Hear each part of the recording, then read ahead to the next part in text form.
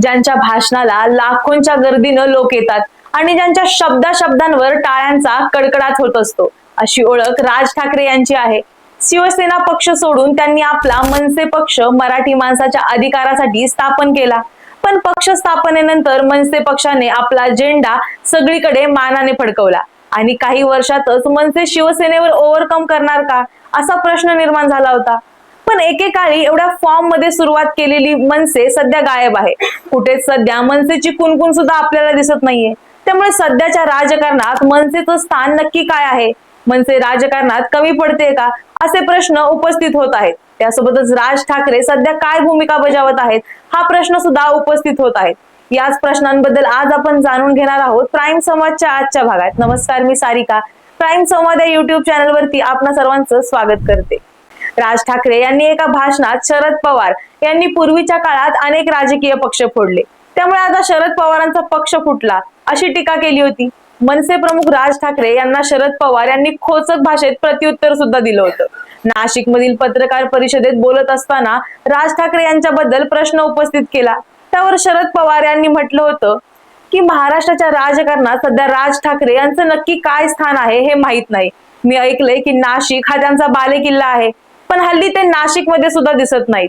या दोन वाक्यांच्या पलीकडे शरद पवारांनी सुद्धा राज ठाकरे यांच्याबद्दल बोलणं टाळलं होतं आणि तेव्हापासूनच राज ठाकरेंचं राजकारणातील स्थान नक्की काय आहे हा प्रश्न उद्भवू लागला.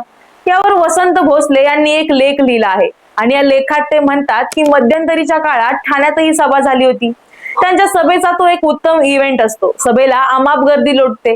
चॅनलवाले संपूर्ण सभा लाईव्ह दाखवतात. सारा महाराष्ट्र ऐकतो, याविषयी वादच नाही. त्यांची वक्तृत्व शैली आणि जोरदार टोलेबाजीमुळे जुन्या जमान्यातील वादळी नेतृत्वाच्या नेत्यांच्या सभांसारखी त्यांची सभा सुद्धा गाजते.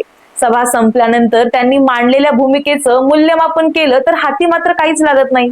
विद्यमान महाराष्ट्राच्या वाटचालीवरचे प्रश्न कोणते आणि त्यावर राज ठाकरे यांची राजकीय भूमिका कोणती? लोकांच्या जिव्हाळ्याचे प्रश्न कोणते आणि त्यावर मनसेची राजकीय भूमिका आणि कार्यक्रम कोणता, याचा थांग पत्ता नसतो. एकूणच काय तर सध्याच्या महाराष्ट्राच्या राजकारणात मनसेचं स्थान काय? पर्यायाने एकमुखी नेतृत्व असलेल्या राज ठाकरे यांचं स्थान राजकारणात काय आहे, असा सवाल उपस्थित होतो. महाराष्ट्राचे देशाच्या भौगोलिक परिस्थितीत असलेले स्थान, महाराष्ट्राची जडणघडण आणि राजकीय, सामाजिक, सांस्कृतिक, भाषिक, औद्योगिक, ग्रामविकास आदींची परंपरा कोणती आहे? महाराष्ट्राची स्वातंत्र्योत्तर काळात वाटचाल कशी झाली? त्यातून मराठी माणसांचे कोणते प्रश्न सुटले? नवे प्रश्न कोणते उभे राहिले? या सर्व तत्कालीन प्रश्नांवर विविध राजकीय पक्ष, संघटनांनी कोणत्या भूमिका घेतल्या, कोणते कार्यक्रम राबवले आणि त्या नेतृत्वाने कष्टमय जीवन कसं जगलं, याची एक मोठी परंपरा महाराष्ट्राला आहे. संयुक्त महाराष्ट्र चळवळ आणि गोवा मुक्ती आंदोलनाच्या पार्श्वभूमीवर महाराष्ट्राची स्थापना झाली. महाराष्ट्राचं भाग्य असं की स्वातंत्र्य लढ्याच्या विचारमंथनातून तयार झालेल्या यशवंतराव चव्हाण यांचं नेतृत्व महाराष्ट्राला लाभलं. त्यांची एक व्यापक दृष्टी होती, त्याला राष्ट्रीय संदर्भ होते, तसेच स्थानिक समस्यांवरील उत्तरांची जंत्री होती. यासाठीच ते म्हणायचे की राजकारण्यांनी नाही म्हणायला शिकलं पाहिजे आणि अधिकाऱ्यांनी होय म्हणायला शिकलं पाहिजे. या साध्या सरळ वाक्यात किती मोठा अर्थ दडला आहे याची जाणीव होणं महत्वाचं आहे. कारण थेट राजकारणात उतरून राज्य आणि राष्ट्र उभारणीचा कार्यक्रम राबवण्याची विषयपत्रिका त्यांच्या समोर तयार होती. त्यासाठी बेरजेची गणितं मांडली जायची. याचा अर्थ फोडाफोडीचं राजकारण तेव्हा नव्हतं. राजकारणात सक्रिय असलेली बुद्धिमान पिढी एकत्र करून प्रशासन राबवून विकास साधायचा होता. याच मराठी नेत्यांनी महाराष्ट्र घडवला. परप्रांतातून आलेल्या लोकांमुळे महाराष्ट्र घडला नाही, अशी भूमिका कधी काळी राज ठाकरे यांनी यानंतर मांडली होती. आता ते महाराष्ट्राचं वाटोळं झालं अशी टीका सुरू करताच त्या मराठी नेतृत्वाचं कौतुक करतानाचा व्हिडिओ व्हायरल होऊ लागला. आपणच काही वर्षांपूर्वी अशी भूमिका मांडली होती, याची जाणीव सुद्धा आता राज ठाकरे यांना नसावी, याचं आश्चर्य वाटतं.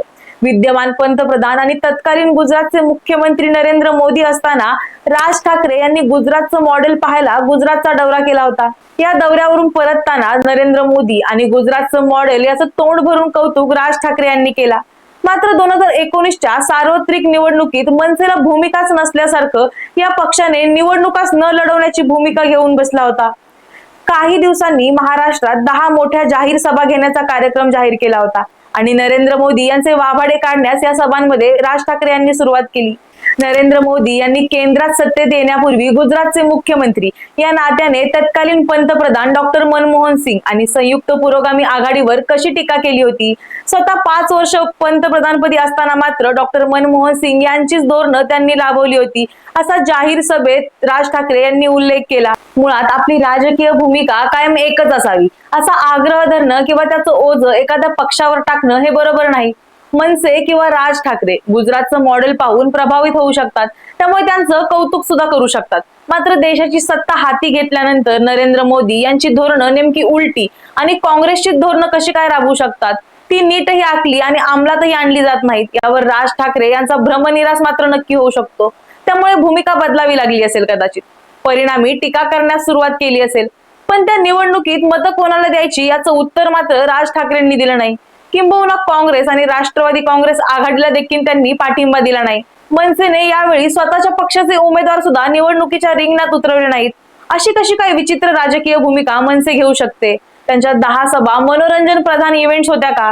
मनसे हा पक्ष स्थापन झाला तसा अनेक राजकीय संघटना आणि पक्ष स्थापन झाले. एखाद्या मर्यादेपर्यंत ते वाढले आणि काळाच्या ओघात ते संपूनही गेले. भारताचे राजकीय, सामाजिक, सांस्कृतिक आणि आर्थिक क्षेत्रातील विरोधाभास मिटवणारे, समाजाला पुढे घेऊन राजकारण करायचं की भडकाऊ भाषण पेरत भावनिक राजकारण करायचं, काळाच्या ओघात ते टिकणार नाही. युक्रेनच्या कहाण्या आपण रोज वाचतो, रोज पाहतो सुद्धा. त्यामुळे आता जग एका अंधारात, अज्ञानात आणि दुर्लक्षित अवस्थेत वाटचाल करत नाही. त्याला फार कालावधी लागत नाही, कारण जगाच्या माहिती प्रसाराचा वेगच कमी होता, आता त्याला गती आली आहे. राज ठाकरे यांचे महाराष्ट्रात नवनिर्माण करण्याचे राजकारण काय असणार आहे? त्यांचा कार्यक्रम कोणता आहे? त्यामध्ये सातत्य असणार आहे का? ते मांडून आग्रह धरला जाणार आहे का? सनसनाटीपणा हा माध्यमांचा स्वभावच आहे, त्यामुळे त्यावर किती दिवस अवलंबून राहणार? तो पाण्यावरील बुडबुड्यासारखा आहे, क्षणात फुटून जातो. त्यामुळे सध्या तरी महाराष्ट्राच्या राजकारणात स्पष्ट भूमिका न घेणाऱ्या मनसेला पर्यायाने राज ठाकरे यांना महाराष्ट्रात स्थान निर्माण होईल का? कोणत्याही वर्गाला किंवा समाजाच्या प्रश्नाला न भिडता केवळ हिंदुत्वाचं भावनिक राजकारण सध्या त्यांचं चालणार आहे का? लष्कर भाकरीवर चालतं म्हणतात, तो लष्कराच्या पराक्रमाचा अवमान नसतो तर ते वास्तव असतं. आपण वास्तव कधी स्वीकारणार आहात की महाराष्ट्राचे मनोरंजनकार होऊन राहणार आहात, याचा निर्णय अपेक्षित आहे. त्यामुळे बाकी गोष्टी सोडता साधारणतः मनसे राजकारणात कमी पडते का? एक राजकीय वजन जे एका पक्षाचं असतं, ते वजन सध्या मनसे पक्षाचं नाहीये का? मनसेचा एकच अजेंडा असल्यामुळे मनसेला म्हणावा तितका प्रतिसाद जनतेकडून मिळत नाहीये का? आणि मनसे जरी मराठी माणसाच्या मागण्या घेऊन आक्रमक पवित्रा घेत असली तरी ही मराठी जनताच मनसेला ऑफिशियली ऍक्सेप्ट का नाही करत आहे? याबद्दल तुम्हाला काय वाटतं हे आम्हाला कमेंटमध्ये नक्की सांगा. आणि प्राईम संवाद या युट्यूब चॅनलला सबस्क्राईब करायला विसरू नका. धन्यवाद.